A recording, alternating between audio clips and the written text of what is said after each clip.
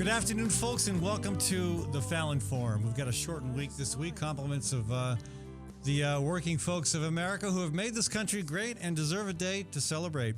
Had a great time yesterday at the Labor Day Parade. Saw Bruce Braley right up front there, Skip Moore, some other pretty cool people. Lots of big honking machinery. Also made it to a different labor event, the Improving Birth Rally. This was kind of cool. Labor Day. You know, it's not just about working, it's about delivering babies. It was a pretty neat event, calling attention to all the ways in which we are falling short in terms of providing women the opportunity to be themselves and do what they feel is best when it comes to time to deliver a baby. All right, so anyway, hope you had a great Labor Day weekend. Other than the official reason for celebrating, it's also a great day just to get out and enjoy the world. And boy, our little corner of the world was sure enjoyable yesterday. I had a great time and hope you did as well. I spent the afternoon drying herbs. Maybe that's not everybody's idea of a great time, but you know, I've got a good garden. The earth is good. I had 10 different herbs that needed drying, and they kind of remind one, I suppose, of a Paul Simon song. Anyway, they're hanging up on the line right now, getting dry, ready for the winter. We have really important things to talk about today. And I know we got folks listening on KHOI in Ames and KPVL up in Northeast Iowa. And I do want to point out that we often try to do programming on the show that has general, broad appeal. And the first half of the show certainly is that. We're going to talk about Syria. But the second half of the show, we're interviewing candidates who are running for the Des Moines School Board. And while that may not be of particular interest to folks in the Ames School District and up in Northeast Iowa, I think a lot of the questions we're going to discuss are probably issues you have to deal with as well. So I hope you'll stick around for that half of the conversation as well. Joining me for that conversation are two candidates, Ed Lineback and also Shane Schulte. And tomorrow we'll hear from one of the incumbents, Connie Boesen. Okay, but first, big news on Iraq. Iraq. Big news on Syria. I'm so used to saying Iraq and Afghanistan, but gosh, the center of attention just keeps moving, and it moves, but the strategies, the same flawed approach seems to be in place. We have Dennis Kucinich just blasting the president for, again, for basically for ignoring all the mistakes that were made leading up to the war in Iraq. We have, more and more of the Democratic base and certainly the middle of the road in this country think this is a horrible idea, and yet he seems to be wanting to move forward. With me in the studio to help process this, and folks, you're welcome to call and join this conversation, 244-0077, or toll free, it's 855-244-0077. In the studio, my resident expert on all things foreign policy, Jeffrey Wise. Jeff, welcome to the show. Thank you. It's good to be here. And Jeff, your official hat is with the Catholic Peace Ministry. Mm-hmm. And I imagine you're keeping pretty busy the last couple of weeks, and that's likely not to change. Yeah, I had the good fortune of giving a lecture on Syria in December of 2012, which is on YouTube, Understanding the Crisis in Syria, and has been getting a lot of hits lately. I've noticed the audio is pretty decent quality. And Syria at the time of that lecture was a different country because the number of casualties was about half. The number of refugees was about half. And Syria had not reached the point where both Bashar Assad and his government security forces and the rebel groups were making the kind of extreme declarations that they're making about the other side, meaning if we win, we will exterminate you, which is very dangerous rhetoric. Well, it's rhetoric that they don't offer lightly. I mean, remember Milosevic. We've seen what's happened in the Congo, in Sudan, in other troubled areas of the world, in Myanmar. Exactly. This kind of genocidal approach to internal politics is not unusual. It's reprehensible. It's not unique to Syria, and neither is the use of chemical weapons in Syria. Yeah. I mean, wasn't it Russia? Didn't Russia lodge a complaint with the UN because of a chemical weapon attack on the other side? Yeah, well, and it hasn't reached the point of genocidal repercussions at this point.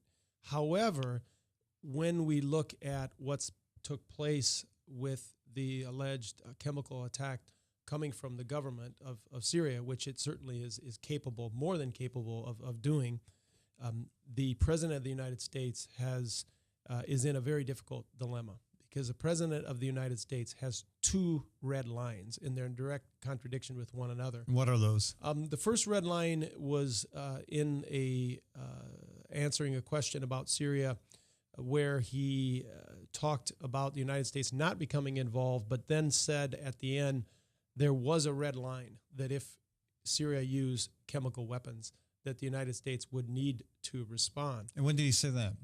That was months ago, but the statement has been, it is in popular consciousness and administration position for several months now. However, he just said last week, as he said during his presidency, that you need a United Nations Security Council authorization to use force. What about a congressional authorization? Well, this is the box that he has now. Now he's in that box, and it's a good place to be. I mean, we want Congress to be involved in a decision like that. Not only do we want it, it's what's supposed to happen according to the structure of our government. This is possibly true. The war possibly? power. Well, possibly? Why? What do you mean possibly true?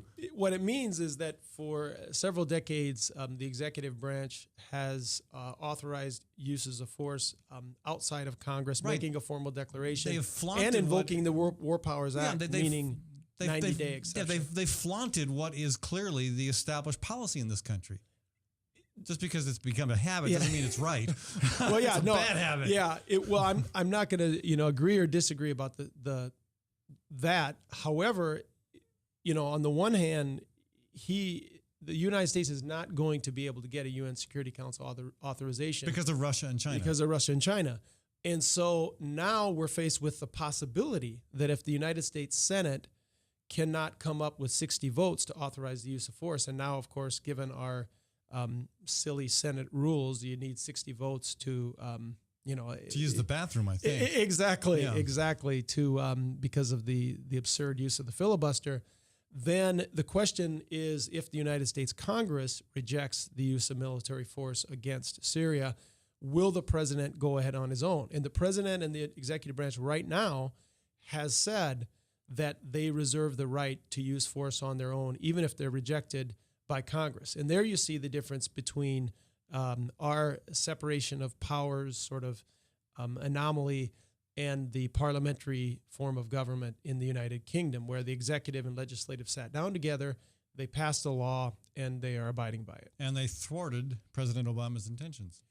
It's unusual for the U.S. For the authorities in this country to be more happy with France than Britain.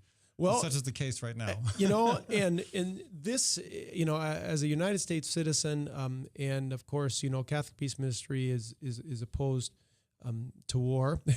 However, when we look at this current situation, the possible escalation of a United States military bombing right now is very scary. There is a lot of commentary right now that the real target is Iran, that this is a way to drag Iran into it, perhaps? Yes. But now, the Catholic Peace Ministry, I mean, I presume you are against the use of force in Syria, right? Yes, undoubtedly. Okay. And this is so dangerous at this point. Right. The other thing, there's so many things that we could talk about with this conflict, but the other unfortunate is the United States is not a party to the International Criminal Court, whereas most of the industrialized world is.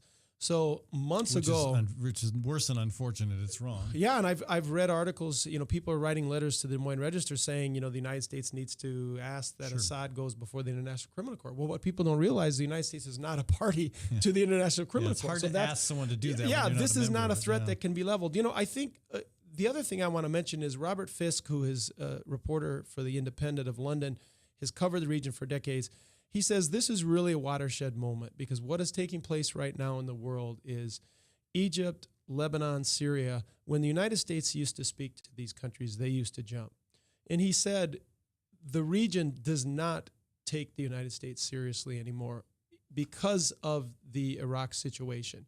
That the United States is not believable. Our own people are not taking the threat of war seriously. This is true. They're taking it seriously, but they tend to be opposed to it. I haven't seen.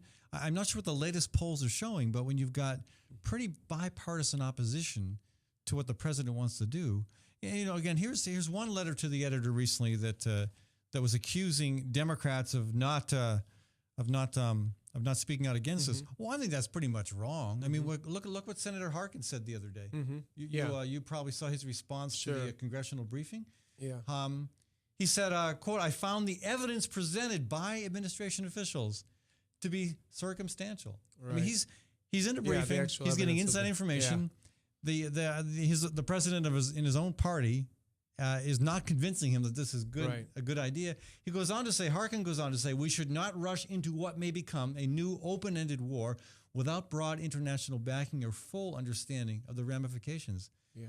Well, there is, what a lot of people are writing overseas is that the United States is a declining empire, however you want to use the word of empire, whether it's an empire, military bases, and not necessarily having secured colonies and flying the United States flag. Certainly an economic decline as well. Economic decline, and that, we're 40th in the world, tied with Cuba, for life expectancy, for example. So, education standards. We don't even have the best baseball teams anymore, Jeff. Well, when it comes to how a country gets what it wants, when the most you can say about it is it has a capacity to bomb you to secure its credibility.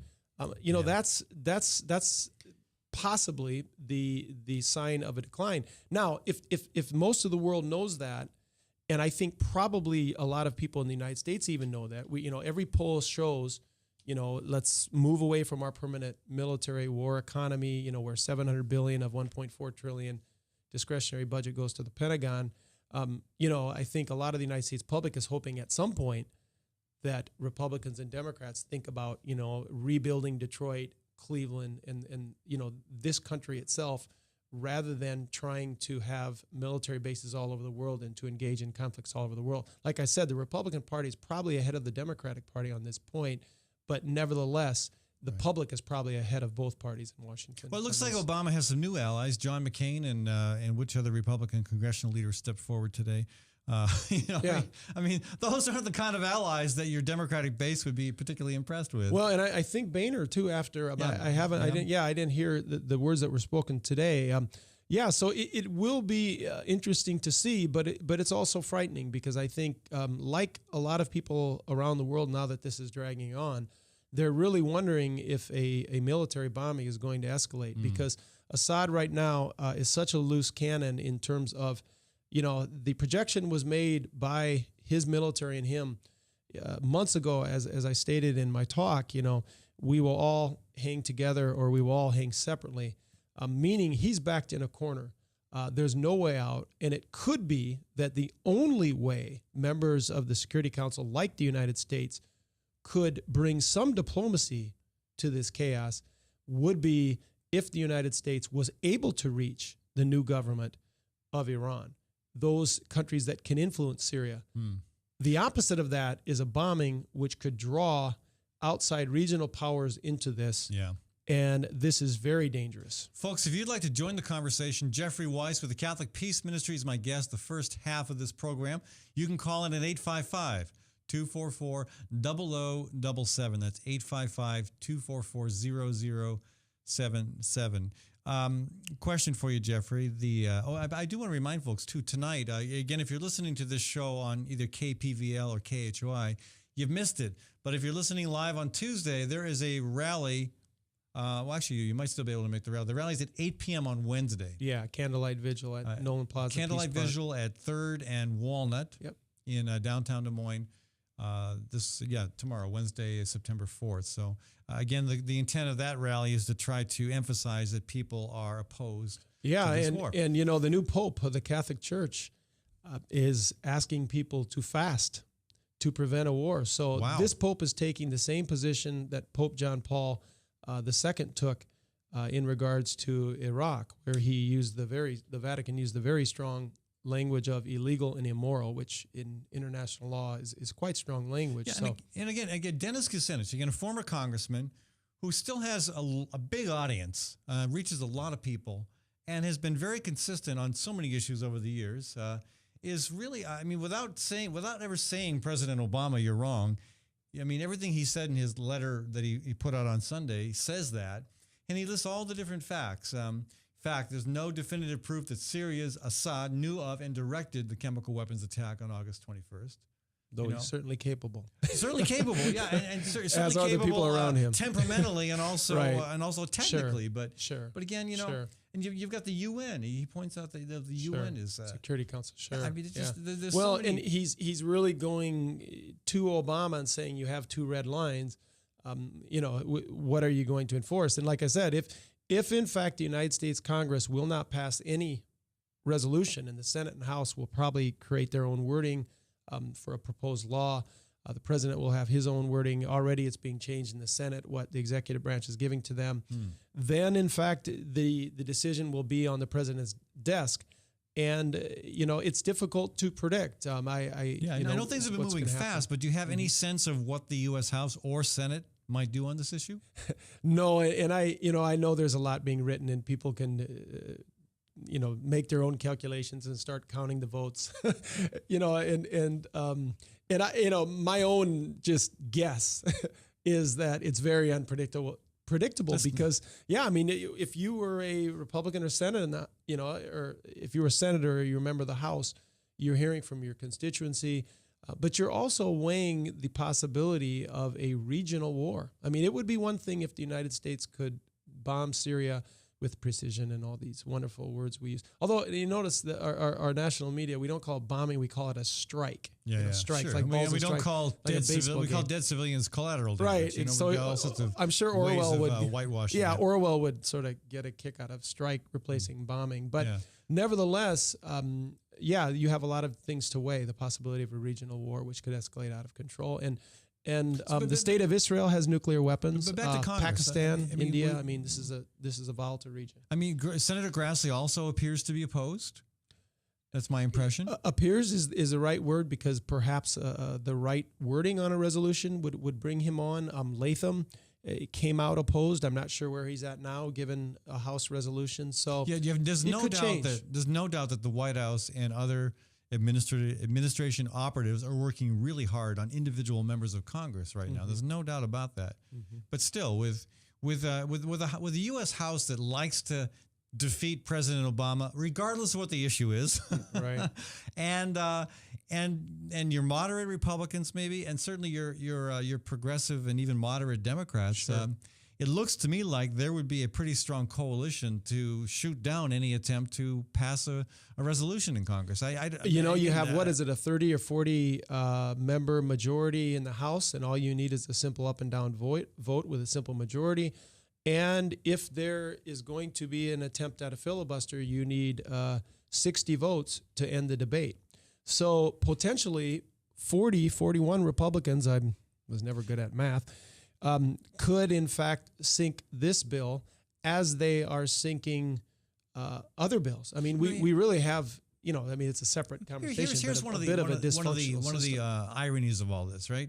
You have Dennis Kucinich, basically pointing out that President Obama was the lone presidential candidate, in 2000, what year am I talking about? Sure, 2003, yeah. 2000. The first when election. He ran, okay. 2012, 2008. Yeah. He was the first, he was the, he was the peace candidate. He was a candidate that did not vote to authorize war.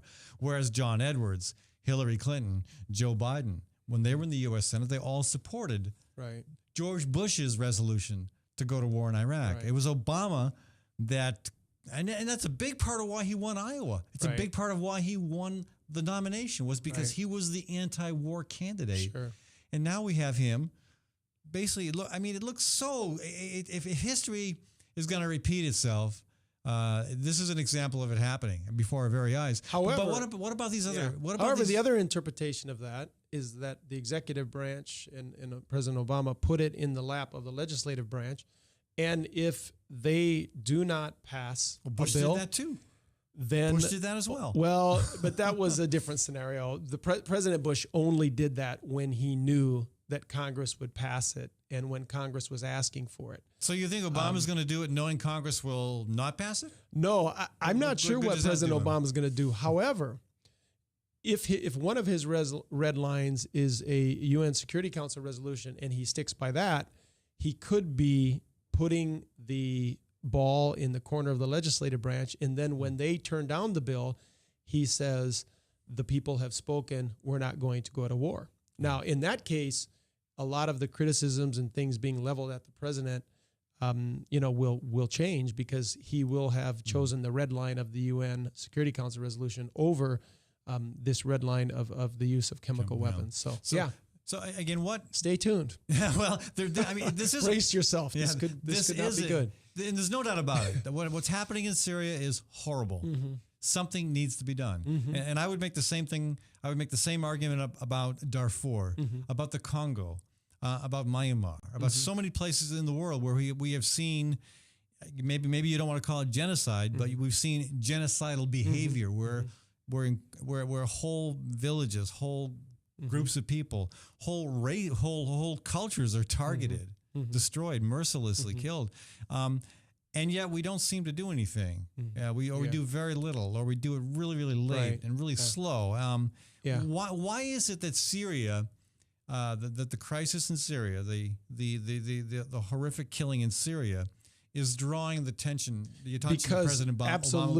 Absolutely, because of the toppling of the Ba'ath Party in Iraq. Absolutely, for those reasons. Number one, this changed the dynamic in the region. The toppling of the of the Iraqi government. You're saying when Saddam Hussein was toppled? There's two things that happened. So ever since that whole, the invasion and everything took place, most of that region does not listen to the United States, period, or even take the United States seriously, or their news networks for that matter. Heck, how many Americans even take our government seriously anymore? Well, and the other part of that is what people were saying to the Bush administration is, if you topple this government, Iran will, for the first time in its history, be aligned with, and not an enemy with, Iraq. So you have a new alignment in the region post 2003, where Iran, Turkey, and other countries now have more power and leverage. And this is where this dynamic is different, because these countries are now willing to challenge the United States and the Israelis. Not militarily, but they don't have to challenge the United States militarily to get what they want. And what do you see? What do they want? Well, we're not really sure what Syrians want, because that's going to have to sort itself out. And in terms of the question, what do they want? That would be, country by country. I think we're finding out even with Egypt. I think, let me just step back for a second. I think what's very difficult for us in the United States to look at is everything moves so fast today. And these are countries that are breaking away from their post-colonial countries. Many of them have not been independent very long. Even Syria is dealing with a security and economic infrastructure that was largely set up by the French during colonialism after World War I.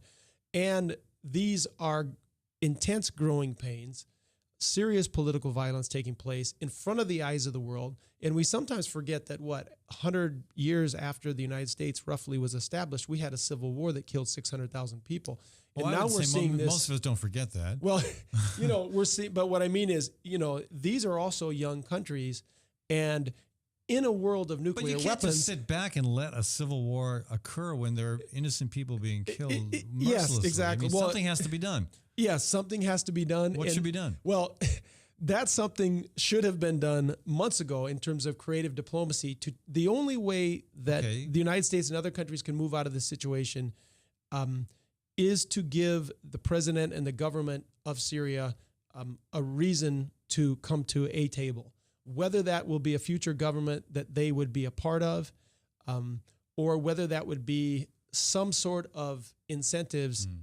The problem with that scenario is, unless the United States is willing to talk with the new government of Iran and the countries that have leverage over the Syrian government, the United States itself will not be listened to.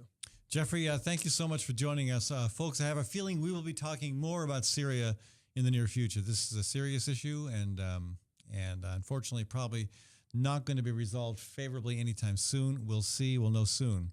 Thanks, we'll find out what happens with the U.S. Congress as they address Obama's request for a resolution declaring war. Thanks, okay, I want to thank folks for checking out this half of our program, and stay tuned. We're going to talk about education when we come back, specifically talking with a couple of the candidates for the Des Moines School Board. And again, if you're listening to the show in other parts of the state, a lot of what we discuss will be relevant to your situations as well. We have over 300 local school districts in this state, and a lot of the issues, and you get some differences, but a lot of the issues are very, very similar. We'll be back in just a couple minutes. I do want to thank the Iowa chapter of the Sierra Club, also Iowa Physicians for Social Responsibility, and the Great March for Climate Action, and Gateway Marketing Cafe for sponsoring this segment of our program. Check out Gateway, folks. I had breakfast there twice in a row. It's a holiday weekend. How could I resist? You know, John Prine has this line about a bowl of oatmeal, tried to stare him down and won. The oatmeal at Gateway is so good that I won. I mean, there's no way I was not going to finish the oatmeal with the cranberries, the walnuts, the maple syrup. It's really, really good. And they have a fantastic grocery store as well. Check them out, folks. That's Gateway Marketing Cafe at 20th and Woodland. I want to thank some of our other business partners in this program, Tally's Restaurant, Bar, and Catering. Delightful dish involving okra. They're now serving this okra dish that went with their prime rib or the chicken de Burgo. Anyway, the rooftop patio was open again after being closed for 100 degree plus weather. But check them out, folks. That's Tally's Restaurant, Bar, and Catering. I also want to remind you about Hawk Restaurant in the East Village. That's HOQ. Hawk Restaurant serves 90% of their food from Iowa farms, Iowa producers. Check them out, folks, at East 5th and Walnut. I want to thank Dan Kelly and his real estate business, and also remind you that if you need a DJ, Dan Kelly is a great guy to go to. And his mom has a business called Diana's Wedding Cakes. If you need a wedding cake made, or a cupcake, or a lot of cupcakes, or a whole bunch of cookies, check out Diana's Wedding Cakes. Again, more information about all the business and organizational partners in this program on the Fallon Forum website at fallonforum.com. Also, you can find the complete speech, well, not the complete, the better part of the speech and all the reasons that Dennis Kucinich lays out as to why we should not be going to war in Syria. That's also on the Fallon Forum website. I'll be back in just a couple minutes with candidate Ed Leinbach for the Des Moines School Board.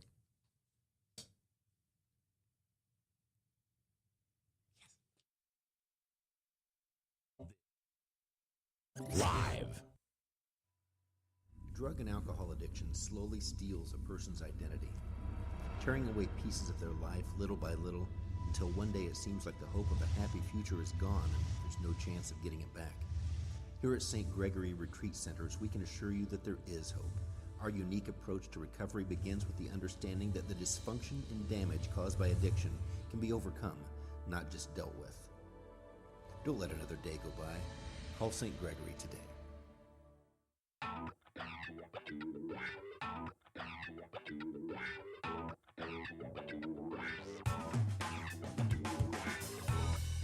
Well, good morning. This is the 7th of June in the Lord's year 2010, and this is day 1 of webcast1live.com. We will begin with Max World Live with my special guest, Tom Coates. In just a minute, there's Tom. Wait. Howdy. And we will be live for the very first time on Webcast One Live.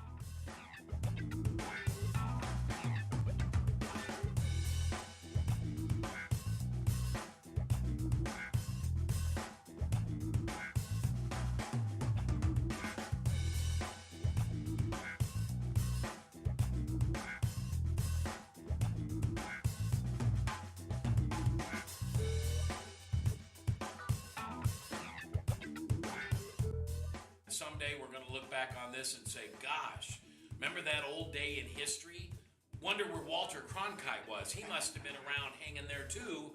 But actually, it's the beginning of Webcast One Live. And thank you for listening. Thanks, Rob Spearman, and everybody who's put together this project together. And we're ready to go live now. So thanks for listening to MaxWorldLive.com.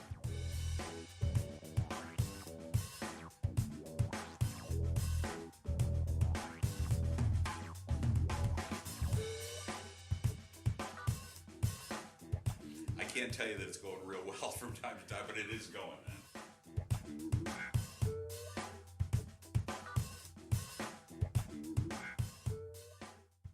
I'm Brian Leach, owner and general manager of Service Legends. I brought along a couple of the home comfort heroes. Hi, I'm Tammy Wells. I am Nick Wondershot. I'm administrative manager I'm the senior technician. from Service Legends.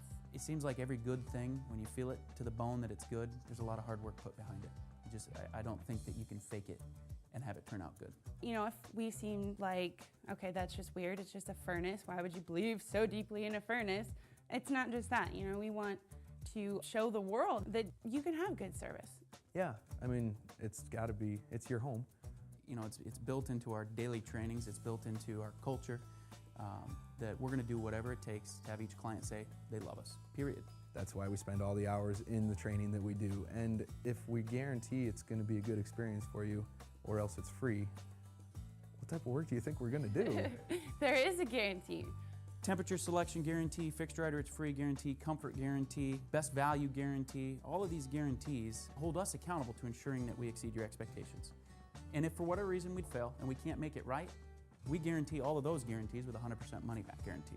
I mean, if you don't think that your technician can fix it right, are you gonna say that to a client? No.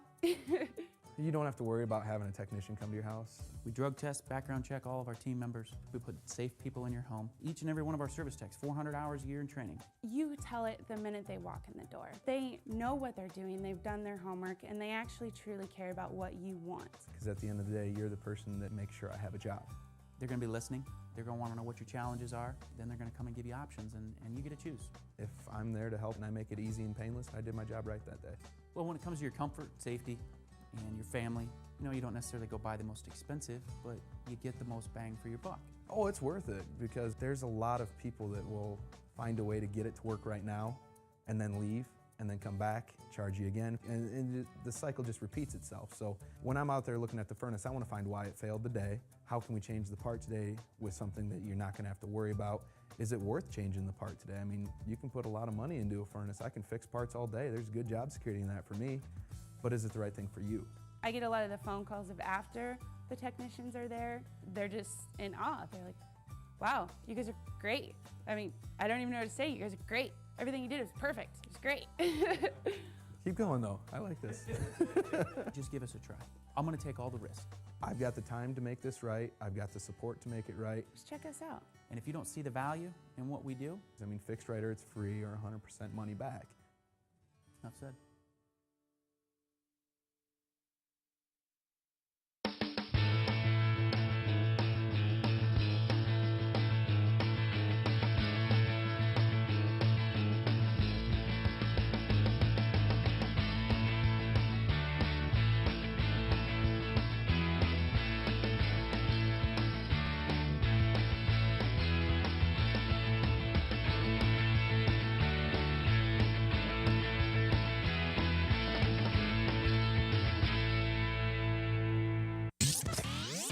From the RE/MAX Real Estate Concept Studios, this is Webcast One Live.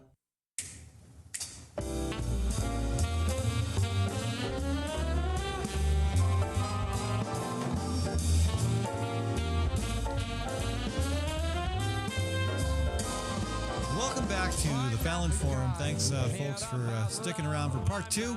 We're switching gears from foreign policy to education. And specifically, we're talking about the upcoming school board election. And if you live anywhere in Iowa, September 10th is a big day. That's the day you get to vote for or against the people you'd want or don't want on the school board. 300 plus school districts in the state, and everybody will be elected folks that day. Personally, I'd love to see us get to the point where that election is held with the municipal election in November. I think it makes no sense to have it on that day. That's a different topic, though. Here in Des Moines, we have a whole bunch of people running. We have an at-large seat that looks like it's attracted, 6 people, I think? And we have a District 2 race between 2 candidates. Toussaint Cheatham, who did not respond to my invitation to be on this program. That to me is kind of, I like it when people respond, you know? I always think you should at least write or call back when a constituent or a prospective constituent contacts you. And with me in the studio is Ed Leinbach, who responded right away and is welcome and is willing to come in here and have me kick him around for a few minutes. Thank you, Ed. Honor and a pleasure being here. Welcome to the show. Thank you. All right, so hey, top of the question here. Why are you running? What are your 3 top priorities? I think the reason I'm running, Ed, is I have been actively involved in the community for a good portion of my life, over 20 years. Lifelong resident of Des Moines, 22 years in the same Oak Park House. I have been actively involved with our children with 16 years of running Highland Park Little League.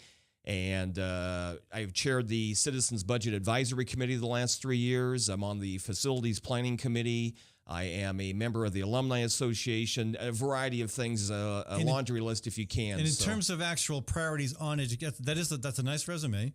But in terms of priorities on education, what are we looking at? What the priorities on education is closing the achievement gap. Actually, I mean, I'm sure that's a cut and dried, as easy as my platform has changed. And how do you do that? That is working with all children, Ed. I mean, it's what I see. I have real issues with the Common Core. I have some issues with the Governor Branstad's educational reform package. That was one of my questions. How do you feel about what passed at the State House this past session? I agree with some other people that it felt like the Des Moines Public Schools was held hostage on it. It should not be a matter of you have to do this before we do that type deal. So not just the Des Moines school, but local school districts were, you're saying, generally speaking, held hostage because they have to jump through hoops and over hurdles to secure certain funds. Right. And then in chairing the Citizens Budget Advisory Committee, that's one of the things I've learned in the last 3 years.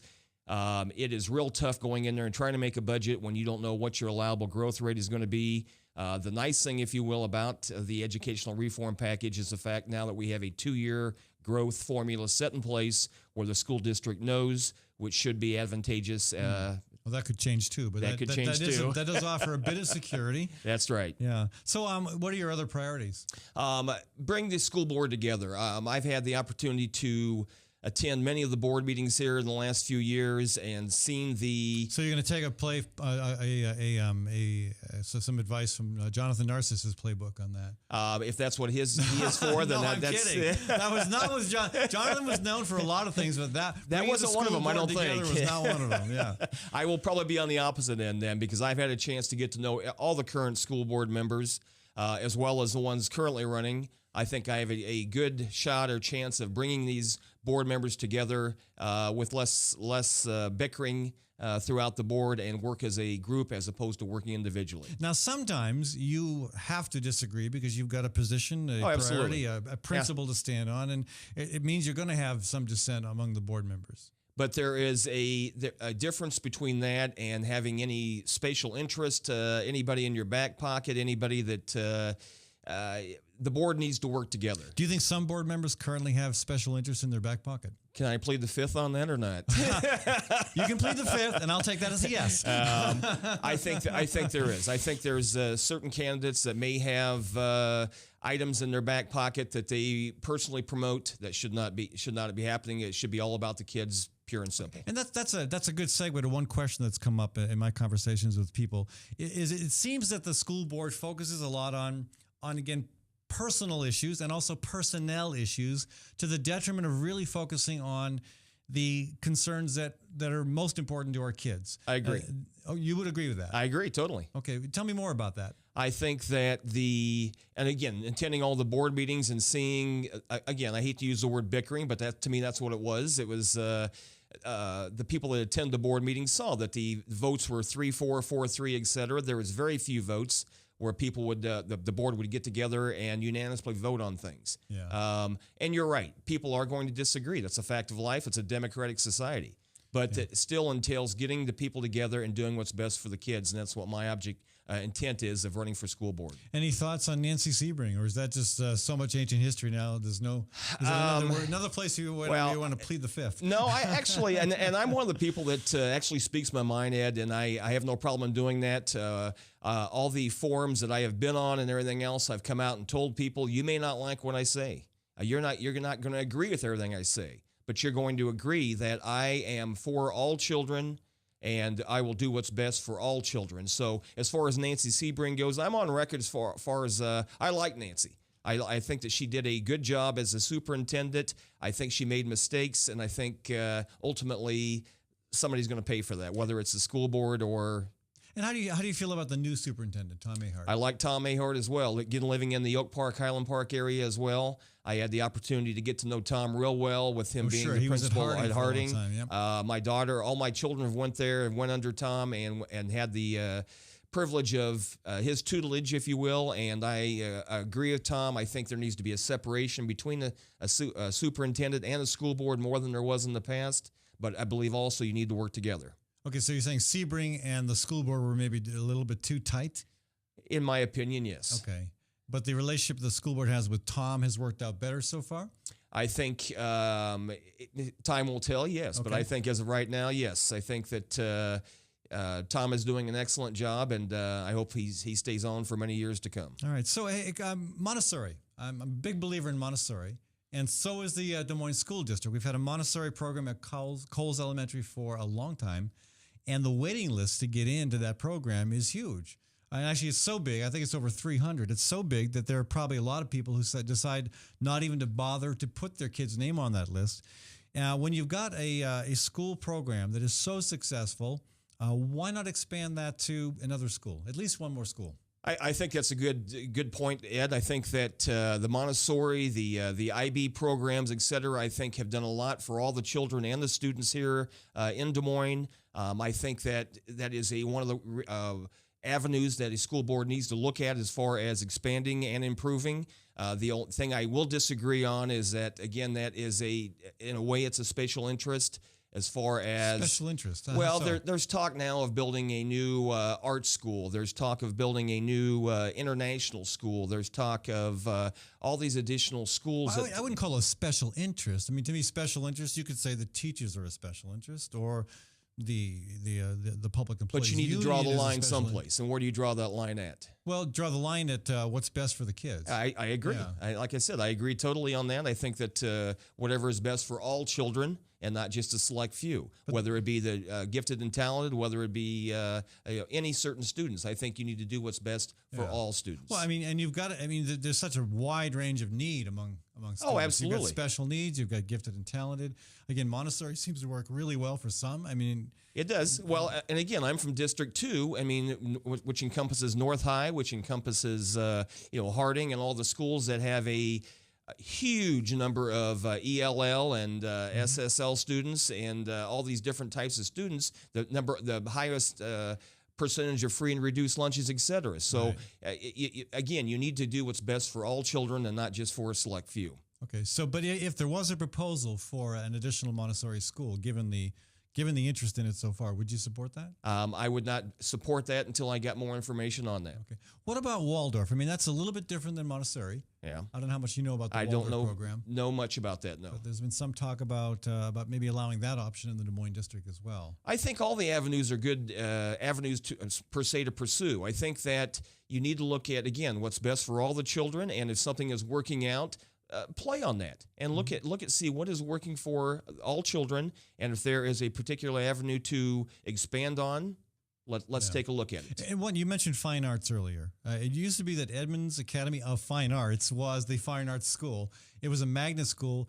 Again, there were kids and parents dying to get into it. It was really a happening place. It really collapsed. We don't have that anymore. I know there is more conversation about a school where you've got to focus on fine arts. How would you feel about that? I think that's a great idea. One of the school budgets, what we've went through here in the last 3 years, unfortunately, is a couple of years in the past, we've had to take a look at ways to cut things. And one of those ways that the school budget committee took a look at this was to unfortunately make recommendations to the school board at that time for reduction in staff. And one of the things that me and Mr. Schulte here absolutely agree on is to bring back these positions that were cut, such as remedial positions, whether it be art, whether it would be school counselors, things like that. We definitely think that they need to be brought back into the school system. Well, I really appreciate you taking the time to visit. Any other last minute, any other things you want to mention? Just I would appreciate your vote on September 10th, and I hope to make a change, and I know that if I'm elected, I will make a change. Great. And again, thank you. I have invited every candidate to join this conversation. About half of them did not even respond. One said he was tied up, but 3 of you have committed to coming on, and very much appreciated. Part of the effort, Ed, is that me and Shane again agree on this, is to bring the community more involved, and we have done every single thing we can as far as getting to as many forums as the public outreach and getting parents and children more involved in this process. Again, thank you for coming on the show. Thank you for running. My pleasure. Thank you. All right, folks, we're going to shift gears just a little bit. We've got another candidate with us. He's not running for the same district. He's running for the at-large seat. The at-large seat is crowded. In fact, if there were more people running for that seat, they'd probably have to have a primary or something. Anyway, Shane Schulte's in the studio with me. Shane, welcome to the show. Thank you, Ed. And Thanks talk for having right me. into that mic. Can you hear me? Yeah. Welcome to the program. Thank you very much. So, let's first of all, just a little bit of background on your top 3 priorities while you're running. Well, I'm not running necessarily for or against anybody in this election. This is something that that I decided I wanted to do a number of years ago. In 2010, when they cut our budget by 10%, we were threatened to lose arts, music, and PE programming. When you say our budget, the Des Moines Public Schools, well, it was the state state legislature budget. State legislature budget, 10% across the board. Right. So when we realized that we were going to stand to lose arts and music, I got very engaged in the community. I learned to love to advocate on behalf of all kids. We rallied the Capitol. We rallied the school board. I learned to love to advocate on behalf of all kids. And so what about having a fine arts academy, again, in the school district? Is that important to you? I don't know that it's important to me personally. I think choice is what I'm more concerned about. And I think that whatever we can do to promote choice within our schools, as long as there's the demand from parents, I would absolutely support it. When my kids were growing up, we had the choice of sending them to a fine arts academy, Edmonds Elementary School. Yeah. And that focus is now no longer there. I mean, is that something that you think you'd be able to support? If a number of parents in the community decided that was something that was important to them, I would absolutely support them. Yeah. So, again, more broadly, I was going to ask you about the legislature, and you mentioned past legislative initiatives that affected the district badly. What about this year? What about what happened at the State House this year? Do you view that favorably, critically, mixed bag? How do you feel? It's kind of a mixed bag for me. I don't know that there was really much to it that was passed. The one thing I think that was good was the new mentoring program that was passed. I know that our district had a leading role in that. I know it's optional, and there's some incentives to school districts to pursue that. But I think that's good. I am somewhat concerned about the leanings towards online learning. I think kids need to have a skilled teacher involved in the process. Mm-hmm. But, honestly, there wasn't really much to the ed reform legislation that was passed this year. Well, and maybe that's what happens when you have such a divided capital. House Republicans really want to go one way, and even Branstad was going in a different direction, and you have the Senate Democrats. So, yeah. What about the just looking at the school board itself? Outsiders would say there's been a lot of dysfunction. Is that your take on how the school board has functioned over the past couple of years? I would say that it has been disappointing to see some of the arguments take place, some of the, I would say, less than professional behavior on behalf of school board members. I think that's unfortunate. I really wish that we have an opportunity to move past that, to put some fresh faces on the school board and start talking about what's important, which is our children, and not necessarily about previous administrators or their salaries. Yeah. Now, there are, I think, 6 candidates running for the at-large seat? There are 5. 5, okay. And how many will people have a chance to vote on? They will be able to vote for 2. 2, okay. And are you, sometimes candidates do this. They kind of pair up with somebody else. You're not doing that. Nope. I'm not running for anybody. I'm not running against anybody. I've worked very hard for the last 4 years to make sure that I was qualified. I thought that would be a good campaign strategy. And I'm running. Yeah. All right. Yeah. So another observation I've heard people make about the school board is that a lot of times, and kind of Ed Leinbach kind of reiterated this too, a lot of times you see board members bringing their own personal issue to the table, or you are dealing with personnel issues like Nancy Sebring, and a lot of the issues front and center that affect kids directly aren't being addressed. Is that a criticism you would share? I don't know that it is. Anyone that dedicates that amount of time and effort to the school board and to behalf of all children, I think they need to be commended for that. Mm-hmm. I think the school board has done these last 4 years, given the challenges that we face. Poverty is rising.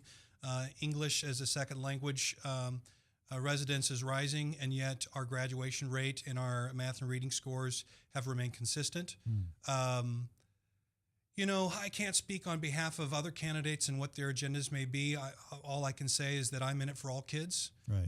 And I think I've proven that over the last 4 years in my service to the community. Yeah. Again, you are running to replace one of the incumbents. Is there anything in particular that you think that incumbent has done to deserve to be unelected? You know, not necessarily. Again, you know, I'm not here to run a negative campaign. Again, I've worked very, very hard. I've worked in Hubble PTA, Des Moines Citywide PTA, Iowa PTA. I'm on the board for Polk County Childhood Education. I'm on the Citizens Budget Advisory Committee. You know, I think schools are in a good place. We have a lot of work to do, obviously, and I think I can make immediate impact to improving the outcomes for our kids. Just a couple questions on personnel. And then Nancy Sebring became, well, in some people's opinion, a major distraction. And there are plenty of other opinions as well. What is your opinion about Nancy Sebring, and personally, but also in terms of the effect she had on the public perception of the school board? Absolutely. So I had a chance to work with Nancy here for the last couple of years, and I enjoyed it very much. I thought she had great vision. I thought she had us going in the right direction. It is very unfortunate that she made some of the decisions that she made. The very real impact of some of the scandal that's come out is that we've lost qualified teachers. They've decided that they just don't want to work in this district anymore. We've lost qualified candidates. Really? So aside from just the bad press, I mean, there's very real impacts to our kids because of this. How many teachers would you say left the district because of? I know personally of 5. You know personally 5, and so probably there's a lot more. Absolutely. And they were just disheartened by the public perception that developed from the Sebring scandal, or? That's correct. Oh, interesting. So how do you feel about Tom Mahart, the new superintendent? Doing a better job? I like Tom. I like Tom a lot.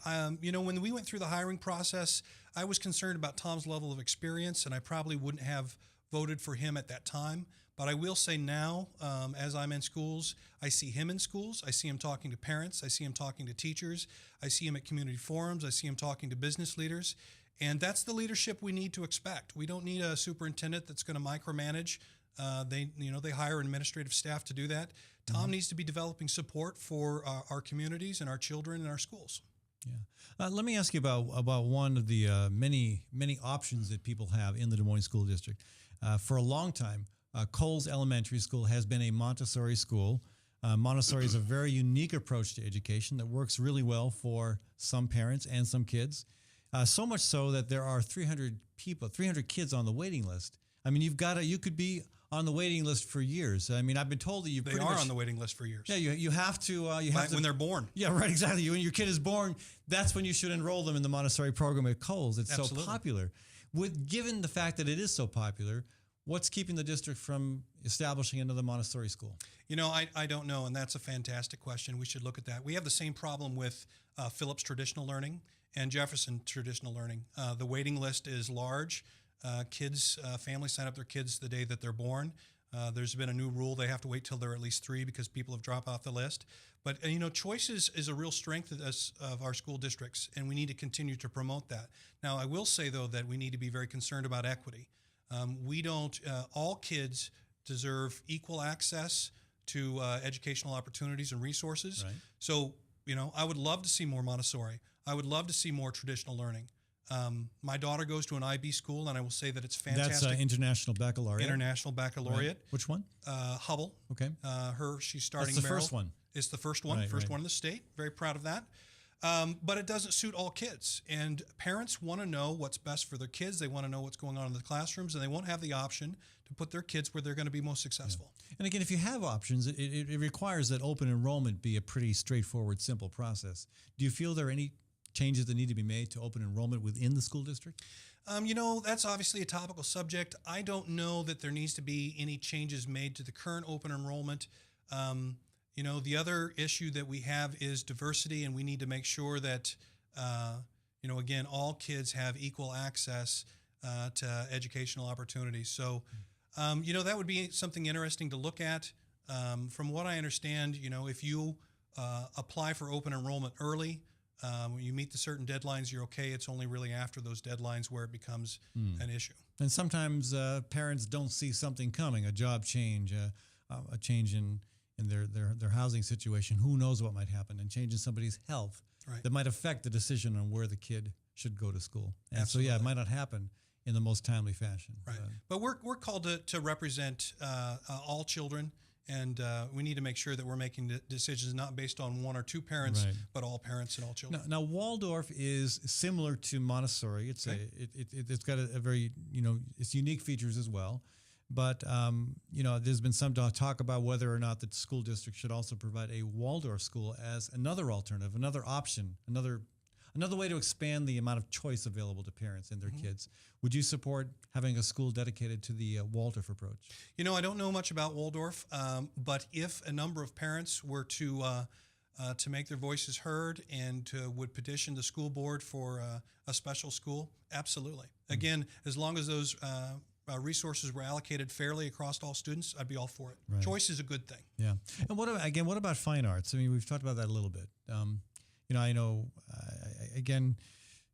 my own feeling is that to give kids an opportunity to engage through music, through art, through dance, through acting. I mean, to me, it's one of the most successful tactics you can use to get kids interested in learning.